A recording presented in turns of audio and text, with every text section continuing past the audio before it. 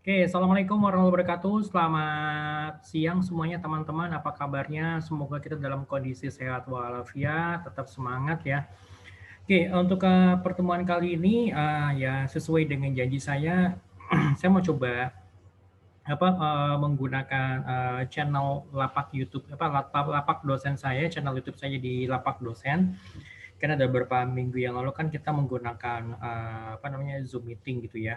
Nah sekarang kita mau coba menggunakan YouTube channel saya yang ada di lapak dosen.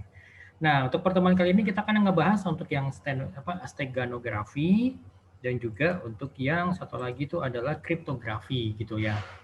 Nah, apa itu steganografi dan apa itu kriptografi? Ya, kita akan bahas secara lebih mendetail uh, ya. Jadi mulai dari apa definisinya, kemudian bagaimana implementasinya gitu ya.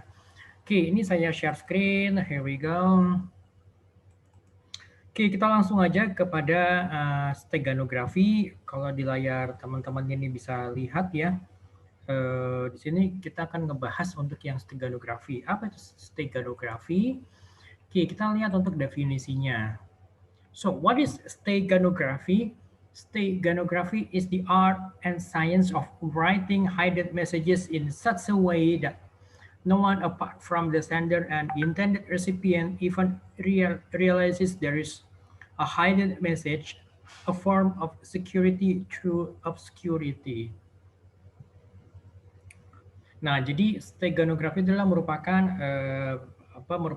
art, jadi merupakan seni dan juga ilmu untuk menulis pesan yang tersembunyi dengan cara di mana jadi tidak ada yang bisa mengetahui, jadi kecuali dari siapa si pengirim dan juga yang penerimanya itu gitu loh. Jadi hanya mereka yang tahu, jadi pengirim dan penerima saja yang tahu bahwa ada pesan yang terselubung atau pesan yang tersembunyi gitu loh. Tujuannya apa? Supaya tujuan adalah untuk security, tujuan adalah untuk melakukan pengamanan supaya pesan yang disampaikan itu tidak bocor di tengah jalan gitu loh. Oke. So let's continue. Generally, a steganographic message will appear to be something else: a picture, an article, a shopping list, or some other messages. This apparent message is the convert text. For instance, a message may be hidden by using invisible ink between the visible lines of Unicode documents. Gitu. Jadi secara umum itu steganographic pesan yang menggunakan steganographic ini akan muncul dalam bentuk yang lain gitu, misalnya gambar, artikel, shopping list, jadi daftar belanjaan atau dalam bentuk lainnya gitu loh. Nah, jadi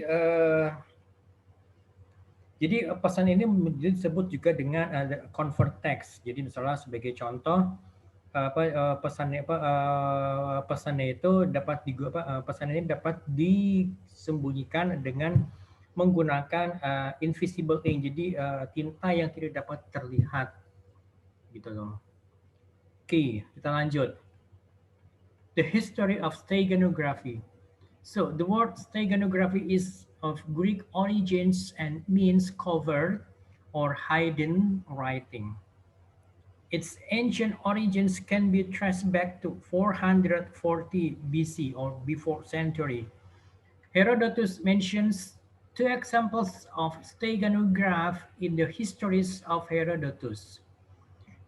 Demaratus sent a warning about a forthcoming attack to Greece by writing it on a wooden panel and covering it in wax. Wax tablets were in common use than reusable writing surfaces. Jadi yang kita sekarang bicara mengenai sejarah dari steganografi. Nah, kata dari steganografi itu berasal dari bahasa Yunani kuno yang berarti bahwa tersembunyi atau pesan yang tersembunyi. Gitu kan, atau tulisan yang tersembunyi gitu loh. Jadi para leluhur mereka ini, para leluhur Yunani ini asalnya ini dapat dilihat pada tahun pada tahun 440 sebelum Masehi atau before the centuries gitu loh. Herodotus menjelaskan bahwa ada dua contoh steganografi dalam sejarah Herodotus.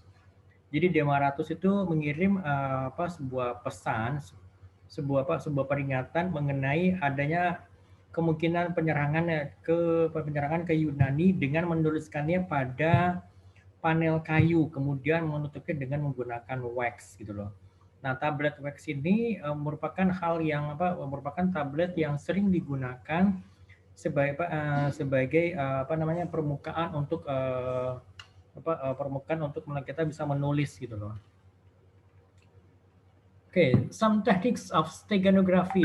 First, writing a secret message using invisible ink. Second, hidden messages on messenger's body.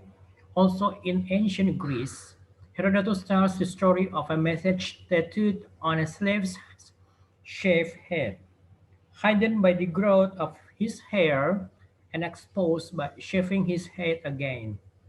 So the message allegedly carried a warning to Greece about Persian invasion plans. Jadi ada beberapa teknik penulisan steganografi. Yang pertama adalah menulis pesan yang rahasia ini dengan menggunakan tinta yang sifatnya invisible. Lalu yang kedua, jadi pesan yang tersembunyi ini dituliskan pada pada tubuh si messengernya, pada tubuh si kurirnya gitu loh. Ini juga terjadi di masa Yunani kuno, Yunani kuno. Nah, Herodotus itu menjelaskan bahwa cerita dari pesan yang ditato pada kepala si budak yang dicukur habis, kemudian dituliskan pesannya itu. Nah, kemudian pesannya ini disembunyikan dengan dengan rambut yang tumbuh pada kepalanya ini gitu loh. Oke, jadi nanti di ujung sana si penerima pesannya itu dia akan mencukur kepala dari si budaknya ini lagi gitu loh. Jadi pesannya pada saat itu dia membawa peringatan kepada Yunani mengenai rencana invasi dari Persia gitu. So, this method has obvious drawbacks. Jadi metode ini memiliki kelemahan. Yang pertama adalah it's impossible to send a message as quickly as the slave can travel because it takes months to grow the hair. Two, a slave can only be used once for this purpose. This is why slaves were used. They were considered expendable. Jadi yang pertama itu metode ini memiliki kelemahan tadi. Kelemahan itu adalah yang pertama sendiri itu impossible. Jadi sangat tidak mungkin untuk mengirimkan pesan secara cepat gitu ya. Ya karena Karena ya kan membutuhkan waktu ya berbulan-bulan untuk bisa menumbuhkan rambut gitu kan. Lalu yang kedua, seorang budak itu hanya dapat digunakan satu kali untuk tujuan ini gitu kan. Ini makanya kenapa budak ini digunakan karena mereka dipertimbangkan bisa expendable, bisa dipakai ya udah habis selesai gitu kan gitu. Nah ini adalah contoh beberapa microdots or microfilms gitu kan. Jadi pesannya itu dituliskan pada microdots atau microfilms gitu loh. Oke. In computer era, steganography can be done by inserting a secret document into other document. Any document can be used as a media, for example, text file, picture file, or multimedia file, such as MP3 or video file. Gitu. Nah, di dalam dunia komputer saat ini, ya steganography ini dapat digunakan dengan cara menyisipkan sebuah dokumen rahasia pada dokumen yang lainnya gitu loh. Jadi dokumen yang dapat digunakan itu misalnya seperti apa sebagai media itu contohnya misalnya seperti file teks, file gambar, atau mungkin file multimedia seperti misalnya file MP3 atau file video gitu loh. Gitu. Oke, itu ya. Sekarang kita masuk kepada pertemuan 11, meeting 11. Kita bicara mengenai kriptografi. Oke, kita lihat apa itu kriptografi. Sorry, ini agak lemot. So what is cryptography? The term cryptography is derived from Greek. Cryptos means hidden or secret, and graphy means writing. So cryptography is the practice and study of creating a secret information. Cryptography is part of mathematics and computer science. Jadi apa istilah kriptografi itu diambil dari bahasa Yunani. Kripto itu berarti tersembunyi atau rahasia, sedangkan grafi itu adalah penulisan. Jadi kriptografi adalah merupakan praktek dan juga pembelajaran mengenai bagaimana menciptakan sebuah informasi yang rahasia. Kriptografi ini juga merupakan bagian dari ilmu matematika dan juga ilmu komputer. Gitu. So, cryptography is used in applications present in technologically advanced societies. Examples include the security of ATM cards, computer passwords, and electronic commerce, which all depend on cryptography. In short, we can also say that cryptography is needed to secure a secret document. A person who is master in cryptography is called cryptographer. Jadi kriptografi itu digunakan dalam beberapa aplikasi yang saat ini digunakan dalam dunia di dunia teknologi yang sudah sangat berkembang. Jadi contohnya misalnya seperti keamanan dari kartu ATM, kemudian juga password komputer dan juga e-commerce yang semuanya itu bergantung kepada kriptografi. Jadi secara singkat kita dapat katakan bahwa kriptografi itu dibutuhkan untuk mengamankan dokumen rahasia. Jadi seseorang yang bisa menguasai ilmu kriptografi ini disebut dengan cryptographer. Gitu. Okay. Well, this is how cryptography works. For example, someone has a secret document to secure. Any document can be secured using cryptography. For example, we have to secure the word read using cryptography. The word read in cryptography is called plain text. Using a set of rules called algorithm, the plain text is changed into ciphertext. This process is called encryption. The result of this encryption process is the word UHDG. Well, and this is the ciphertext.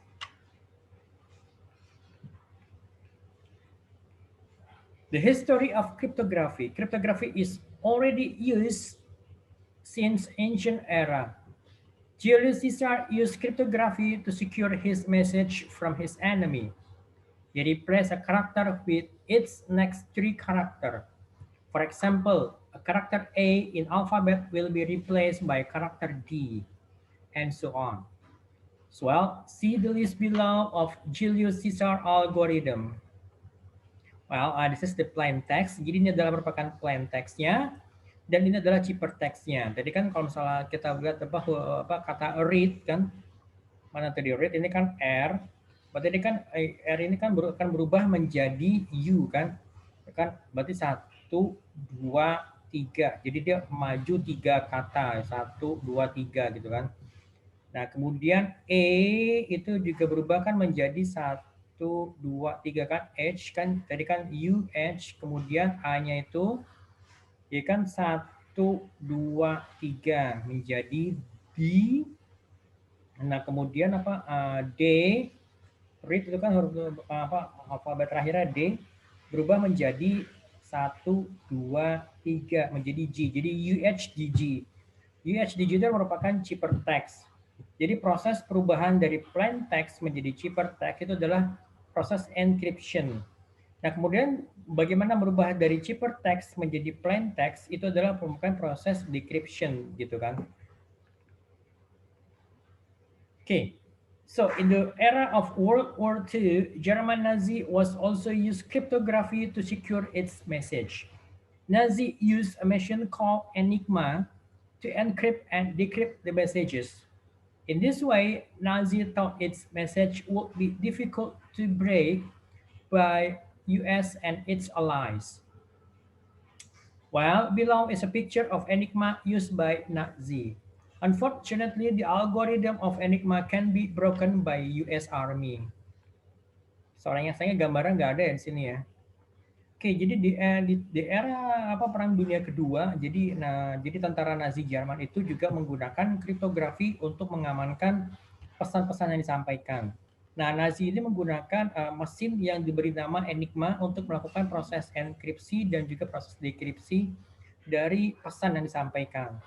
Jadi dengan cara ini, Nazi itu berpikir bahwa pesannya itu akan susah untuk dapat dipecahkan atau untuk dapat diketahui oleh pihak Amerika Serikat dan juga para sekutunya gitu kan. Cuma sayangnya di sini nggak ada gambarnya ya. Oke. So, unfortunately sayangnya algoritma dari Enigma ini dapat dipecahkan oleh tentara Angkatan Darat Amerika pada saat itu gitu kan. So, in computer technology, cryptography is still used to secure a computer data or a document. For example, in ATM machine, computer passwords, and also in electronic commerce. Using computer technology, someone can use many sophisticated algorithms, for example, RSA, DES, and PGP. Jadi dengan perkembangan teknologi komputer, kriptografi juga masih tetap digunakan untuk mengamankan data-data ataupun juga dokumen-dokumen yang ada gitu kan. Sebagai contoh, misalnya di mesin ATM atau mungkin password komputer atau juga alat e-commerce juga. Jadi dengan menggunakan teknologi komputer ini, seseorang dapat bisa menggunakan beberapa algoritma yang sifatnya sophisticated atau sifatnya canggih atau advance gitu ya. Misalnya contohnya RSA, DES, dan PGP gitu. Oke, ini ada beberapa terminologi atau istilah-istilahnya. Jadi plain text, ciphertext, algorithm, enigma, gitu kan ya. Aku juga cryptographer gitu kan. Plain text is a text that can be read by anybody. This is not secure yet. Jadi plain text adalah merupakan teks yang dapat dibaca oleh siapa saja gitu kan. Jadi teks ini belum diamankan. Kalau ciphertext itu kebalikannya, a secret text resulting from encryption process. Jadi ciphertext itu adalah merupakan teks yang sifatnya rahasia, jadi nggak semua orang bisa baca, nggak semua orang bisa mengerti, yang didapat dari proses enkripsi. Nah, algoritma itu adalah merupakan sekumpulan aturan untuk melakukan proses enkripsi dari sebuah dokumen. Oke, kemudian Enigma. Enigma juga adalah merupakan sebuah mesin, jadi seperti kayak mesin tik yang digunakan oleh tentara Nazi Jerman selama Perang Dunia Kedua untuk mengamankan dokumen sebelum sebelum dikirim kepada kepada pihak yang lainnya gitu kan. Nah, kemudian cryptographer is a person who is master in cryptography. Nah, kalau cryptographer adalah orangnya. Nah, kalau kriptografi adalah ilmunya. Jadi kalau kriptografi adalah orang yang menguasai ilmu kriptografi gitu loh. Oke, itu. Oke, saya mau coba kasih sedikit sebentar, saya mau coba kasih sedikit penjelasan yang lebih mendetail. Sebentar, penjelasan yang lebih mendetail itu pada mengenai tadi tiga algoritma tadi, DES, RSA, dan juga PGP gitu kan. Oke, saya share screen untuk item yang lain. Here we go.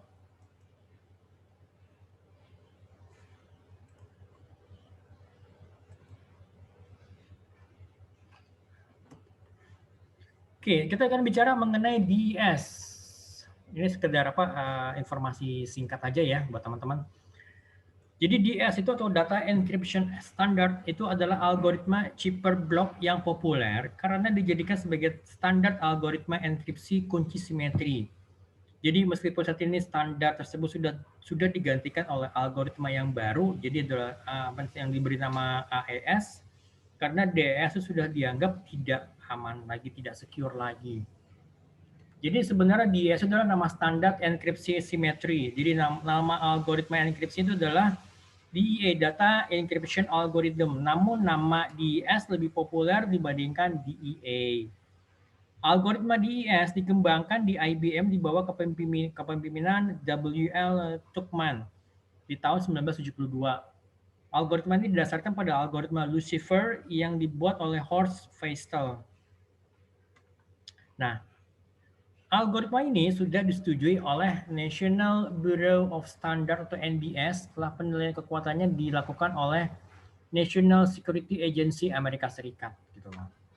Oke, ini kita bicara mengenai DES. Sekarang kita bicara mengenai RSA. Jadi RSA itu adalah kepanjangan dari tiga orang peneliti yang membuat algoritma ini. Jadi peneliti ini mereka itu dari MIT, dari Massachusetts Institute of Technology di Amerika Serikat. Mereka membuat algoritma ini di tahun 1976. Jadi RSA itu kepanjangan dari Ron Rivas, Adi Shamir, dan juga Leonard Edelman gitu loh. Nah, jadi keamanan algoritma RSA ini terletak pada sulitnya memfaktorkan bilangan yang besar menjadi faktor-faktor prima. Pemfaktoran dilakukan untuk memperoleh kunci private gitu kan. Selama pemfaktoran bilangan besar menjadi faktor-faktor prima belum ditemukan algoritma yang bisa memecahkan itu, maka selama itu pula keamanan algoritma RSA tetap terjamin gitu. Oke, yang ketiga PGP algorithm. PGP itu adalah singkatan dari Pretty Good Privacy dan merupakan program enkripsi yang memiliki tingkat keamanan cukup tinggi dengan menggunakan private public key sebagai dasar autentifikasinya. PGP pertama diperkenalkan di tahun 1991 oleh Philip Zimmermann untuk menyandikan data dalam pengiriman surat elektronik. Nah, dalam proses penyandian ini, PGP mengikuti standar RFC 4880 gitu loh. Jadi PGP itu ada dua versi, jadi PGP yang USA version dan juga PGP yang untuk international version. PGP versi USA ini hanya dapat digunakan di wilayah Amerika Serikat dan hanya berlaku untuk warga negara Amerika saja. Versi USA ini menggunakan algoritma asimetrik, yaitu RSA algorithm dalam proses enkripsi dan dekripsinya. Sedangkan untuk versi internasional, PGP dapat digunakan oleh semua warga negara di seluruh penjuru dunia. Algoritma penyandian yang digunakan adalah algoritma MPI-LIB yang merupakan algoritma buatan Phil Zimmermann gitu loh. Nah, bagaimana kita bisa membedakan antara PGP yang versi Amerika dan juga PGP yang versi internasional? Itu dapat dilihat dari cara penulisannya. PGP versi internasional menambahkan akhiran I pada nomor seri PGP. Contohnya nomor seri PGP terakhir itu adalah 703 untuk versi USA dan 703i untuk versi internasional. Nah, beberapa tahun belakangan, penggemar dan pengguna PGP semakin meningkat, sehingga PGP telah menjadi standar de facto pemrograman enkripsi untuk email. Versi internasional lebih banyak digunakan oleh masyarakat dunia karena kapabilitasnya. Nah, layanan PGP versi ini dapat berlaku ke seluruh mancanegara. Jadi ketika seseorang mengirim email menggunakan PGP versi yang internasional, maka penerima dapat membaca email tersebut karena versi yang digunakan itu adalah versi yang universal. Gitu. Oke. Nah, ini saya mau coba kasih tugas ya buat teman-teman. Jadi nanti saya minta kalian untuk menjelaskan bagaimana kita bisa kita bisa bisa membuat bagaimana algoritma dari masing-masing bagaimana cara kerja dari ketiga algoritma ini. gitu. Oke, baik yang PGP, gitu kan ya, DES dan juga yang RSA gitu loh. Oke, ya teman-teman, itu aja dari saya. Jadi tugas itu aja sih, menjelaskan bagaimana cara kerja dari ketiga algoritma tadi. Kalau kalian mau memberikan contoh-contohnya, silahkan saja dijelaskan contoh-contohnya bagaimana gitu ya. Itu aja dari saya. Sekian, terima kasih banyak semuanya. Kalau ada nanti yang mau ditanyakan, silahkan bisa dijapri ke saya atau bisa juga ditanyakan di grup WhatsApp gitu ya. Oke, terima kasih banyak. Assalamualaikum warahmatullahi wabarakatuh.